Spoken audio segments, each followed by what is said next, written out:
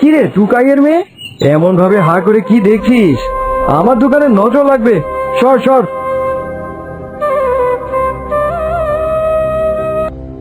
আপনি কাকে কি বলছেন? বাচ্চাদের সাথে কিভাবে কথা বলতে হয় আপনি সেটাও জানেন না? তোদের মতো ফল কোরআনেদের সাথে আবার কিভাবে কথা বলবো?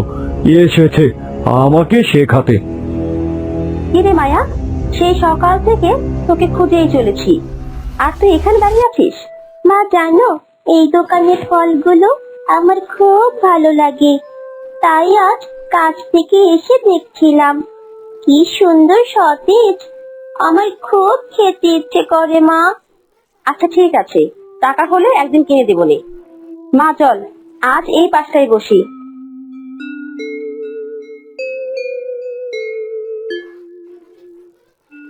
মা, আমাদের ফলগুলো কোথা থেকে আনো?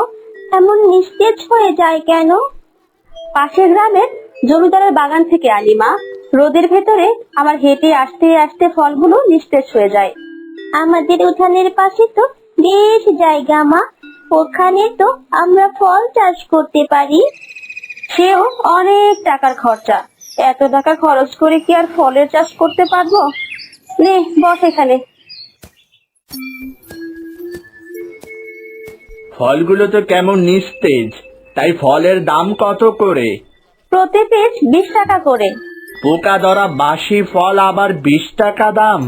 ভাই চলো, আমরা সাকিব ভাইয়ের দোকানে যাই, ওখানে তাজা তাজা ফল আসে। না না ভাই, ফল এখান থেকে নিন। কত করে দিবেন এই ফলের পিস? প্রতি পিস 10 টাকা করে দিব, যদি হয় তাহলে সবগুলো দিয়ে দাও। নিন ভাই, এই কলাগুলো নিয়ে যান, কম করে রাখবো। না, তোমার কলাগুলো নেব না, ওই দোকান থেকে কলা নেব। আমার একমাত্র মেয়ের বিয়ে বলে কথা, কলাগুলো আমার টাটকা চাই। মা, তুমি এত অল্প দামে ফলগুলো বিক্রি করলে কেন? সময় যত যাবে ফলগুলো ততই আরো শুকিয়ে নষ্ট হয়ে যাবে, তাই অল্প টাকায় বিক্রি করলাম। তাহলে কি এই ফলগুলো বিক্রি করবে না? করবো তো, এই ফলগুলো অল্প দামে বিক্রি করে বাড়ি চলে যাব। কলাছাড় একটি ছোট্ট গ্রাম। এই গ্রামের অধিকাংশ চাষিরা ফলের চাষ করে। 2 বছর আগে এক কঠিন রোগে পারুলের স্বামী আক্রান্ত হলে নিজেদের জমিটুকু জমিদারের কাছে বিক্রি করতে হয় তাদের। পারুলের স্বামী অবশেষে মারা গেলে সংসারের হাল ধরে সে নিজেই। জমিদারের বাগান থেকে নষ্ট পোকরা নিস্তেজ ফলগুলো কুড়িয়ে এনে হাটে বিক্রি করে পারুল।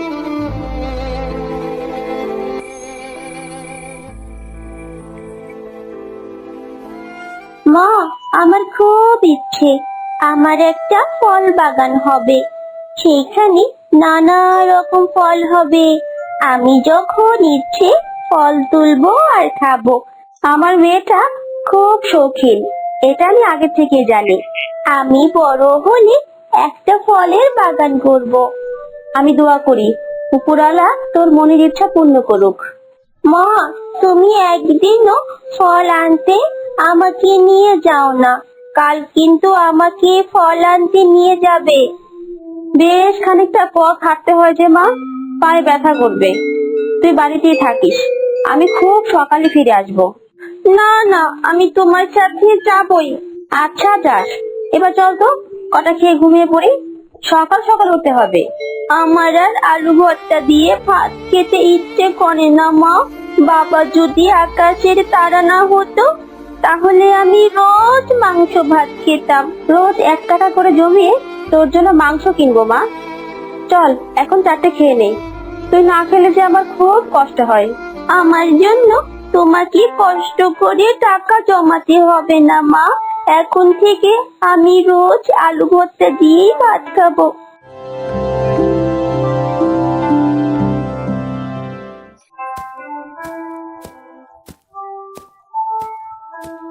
পরের দিন সকালে মায়া ও তার মা জমিদারের ফলের বাগানের উদ্দেশ্যে রওনা দিল। বাবা, কি সুন্দর ফলের বাগান, কত রকম ফল, ঠিক আমার স্বপ্নের মতো। ওই তুমি তাহলে এসে পড়েছো, আমি তোমার কথাই ভাবছিলাম। আমি কি ভুল করলাম জমিদার মশাই? না না না না, তুমি ভুল করবে কেন? মা, আমি বাগানটা ঘুরে একটু দেখি। তুমি বাড়ি ফেরার সময় আমাকে নিয়ে যেও। ঠিক আছে। বলছিলাম আমার বাগানের ফল কাল থেকে তুমি আর কুড়াতে আসবে না। তোমাকে এভাবে দেখতে আমার ভালো লাগে না। দয়া করুন জমিদার মশাই, আপনি যদি বাগানের ফল না দেন তবে আমাদের মা মেয়েকে না খেয়ে মরতে হবে। এমন ভাবে বলবেন না। তোমাকে এভাবে দেখতে আমার মোটেও ভালো লাগে না। তোমার একজন পুরুষ অভিভাবক দরকার। যদি তুমি রাজি থাকো, তোমার খাওয়া পড়া এমনকি তোমার মেয়ের দায়িত্ব আমি নিতে পারি। আপনি এত খারাপ? আমি গরিব হতে পারি, কিন্তু আপনার মতো মানসিকতা নষ্ট না। দরকার হলে মানুষের বাড়িতে কাজ করে খাবো, তবু আপনার এখানে আর আসবো না। এই মায়া, চলে আয় দেখি। হ্যাঁ মা, আসছি। প্রস্তাবটা কিন্তু খারাপ না, একটু ভেবে দেখো। পারুল কাঁদতে কাঁদতে তার মেয়ের হাতটি ধরে জমিদারের বাগান থেকে বেরিয়ে এলো। মা, তোমার কি হয়েছে? কাঁদছো কেন? তুমি আজ ফল আনলে না কেন? জমিদার আর ফল দেবে না মায়া, তাই কাঁদছি। তোকে নিয়ে দীর্ঘ পথটা আমি কিভাবে পার করব বলতো? উনি তো মরে গিয়ে বেঁচে গেছে, আর আমি বেঁচে থেকে মরে গেছি। মা, আমার বান্ধবী বলছিল জঙ্গলে নাকি অনেক ফল পাওয়া যায়। রোজ সকালে তুমি আর আমি গিয়ে ফল কুড়িয়ে আনলেই তো পারি। তা তো পারি মা, কিন্তু এই গভীর জঙ্গলে গিয়ে কি আর ফিরে আসতে পারবো? সেইখানে যে বাঘ ভাল্লুকের বাস। কিন্তু মা, আমাদের তো কিছু করে খেতে হবে। ঠিক আছে, তাহলে ভেবে দেখি। আমাকে একবার জঙ্গলে যেতেই হবে, তাছাড়া যে আর কোনো উপায় নেই। মায়া, এ মায়া, জঙ্গল থেকে ফল কুড়িয়ে নিয়ে ফিরতে দেরি হয়ে যাবে, আর বিক্রি করতে পারবো না। উঠ মা, উঠ। যাবো তো, কিন্তু এখনো তো বাইরে অন্ধকার। চল মা, ফিরতে যে দেরি হয়ে যাবে। মা, আমার খুব ভয় করছে। কিসের ভয়? আমি তোর সাথে আছি।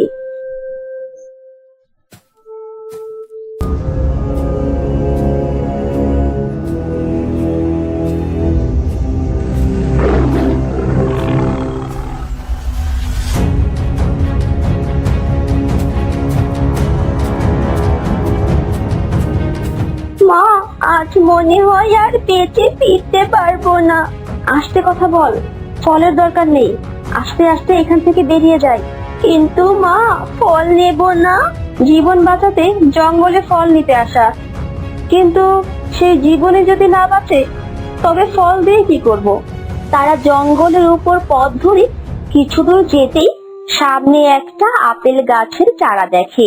ছোট্ট গাছটিতে একটি টকটকে আপেল ধরে আছে। মা দেখো, কত সুন্দর আপেল গাছ। চারাটি আমি নেব।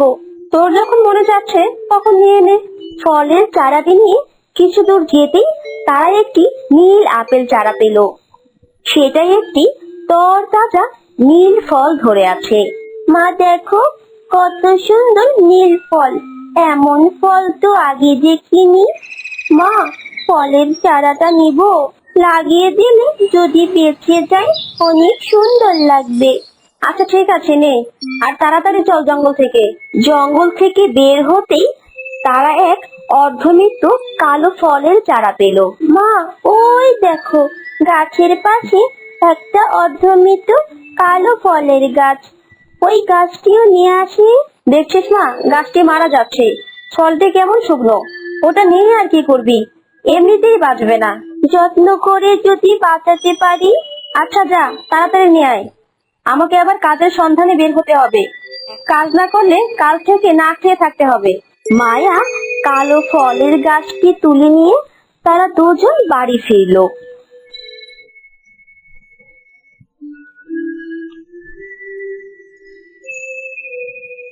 রান্না বসিয়েছো মা? হ্যাঁ মা, রান্নাটা করে আমি কাজ খুঁজতে বের হব।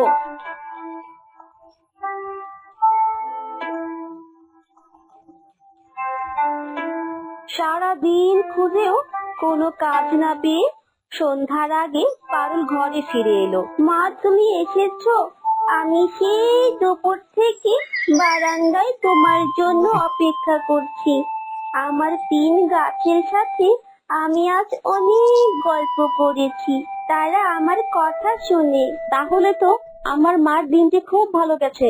মা, তুমি কি কোনো কাজ পেলে? না মা, কেউ সাহায্য করতে চাইলো না। চিন্তা করিস না, সৃষ্টিকর্তা ঠিক একটা না একটা ব্যবস্থা করে দেবেন।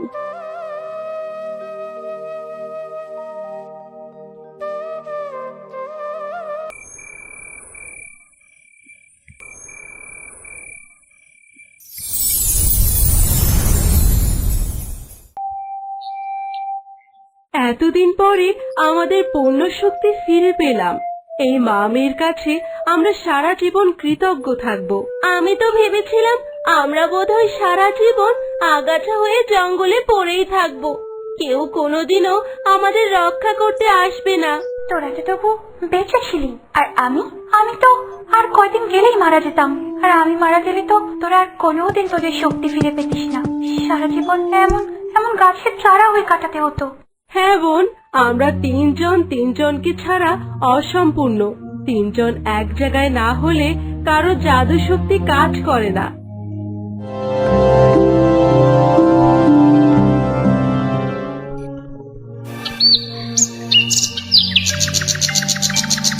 মা, এ কি দেখছি? এ কি স্বপ্ন দেখছি? সত্যিই তো, কিন্তু রাতারাতি আমাদের উঠোনে বাগান। এ নিশ্চয়ই আমার 3 ফলের গাছ। এই দেখো, 3 চারা গাছ থেকে কেমন সোনালি আলো বের হচ্ছে। এতে আমাদের কোনো বিপদ হবে না তো? সৃষ্টিকর্তা, তুমি আমাদেরকে সাহায্য করো। তোমরা ভয় পেও না, তোমাদের কোনো ক্ষতি হবে না।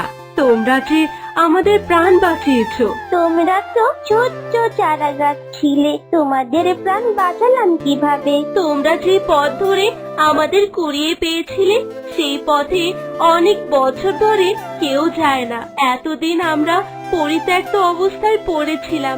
আমাদের 3 চারা গাছকে যদি তোমরা এক জায়গায় না করতে, তবে কিছুদিনের ভিতরে আমাদের মৃত্যু হতো। তোমরা কি বলছো? কিছুই বুঝতে পারছি না।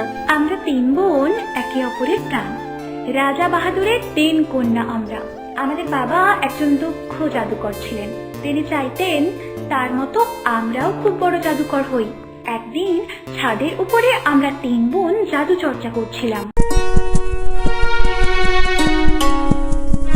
মা, দেখো, ওই রাজপ্রাসাদটা কত সুন্দর। চলো আমরা ওখানে যাই। শুনেছি রাজার 3টি মেয়ে আছে, তারা নাকি খুব সুন্দর। চলো মা, আমরা রাজকন্যাদের একটু দেখে আসি, তারা কি আমাদের থেকেও সুন্দর? পরিরাজ্যে ফেরার সময় হয়ে গেছে, তাড়াতাড়ি চলো।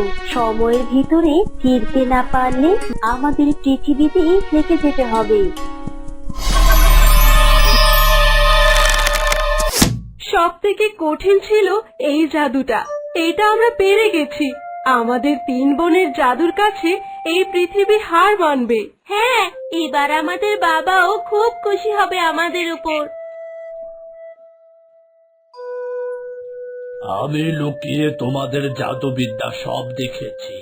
আজ আমার গর্ব হচ্ছে, আমার 3 কন্যা কোনো রাজপুত্রের থেকেও কম না। এখন আপনি সবসময় বিশ্রাম নেবেন বাবা। আমরা 3 বোন এই রাজ্য পাহারা দিব। কোনো প্রকার বিপদ এই রাজ্যে আর আসতে পারবে না। আরেকবার তোরা 3 বোন জাদু কর তো মা।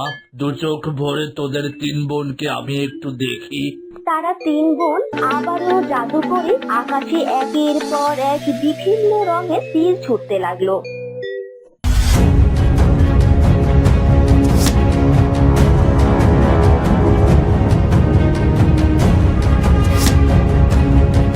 এটা তোমরা কি করলে? আমার বাচ্চাটাকে তোমরা মেরে ফেললে। আমরা ইচ্ছে করে করিনি, এটা ভুলবশত হয়ে গেছে। অন্যায় যখন তোমরা করেছো, শাস্তি তো পেতেই হবে।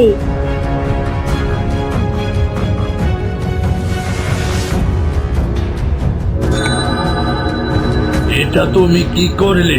আমার মেয়েদের গাছ বানিয়ে দিলে। সন্তান হারানোর যন্ত্রণা খুব কঠিন, তাই না রাজামশাই? পৃথিবীর কোনো জাদু এদের ঠিক করতে পারে না। আজ থেকে তোমরা 3 বোন 3 জায়গায় থাকবে। যদি কেউ কোনোদিন 3 বোনকে একত্র করতে পারে তবে তোমরা বাঁচবে। তাহলে তোমরা আর কখনো মানুষ হতে পারবে না? আমরা আর কখনো মানুষ হতে পারবো না, এতে আমাদের কোনো আফসোস নেই। এখন থেকে আমরা তোমাদের সাথেই থাকবো, মানুষের উপকার করব। তোমাদের জন্য আমার খুবই খারাপ লাগছে। আমার সাধ্য থাকলে তোমাদের আবারও মানুষ করে আমার সন্তান করে রাখতাম।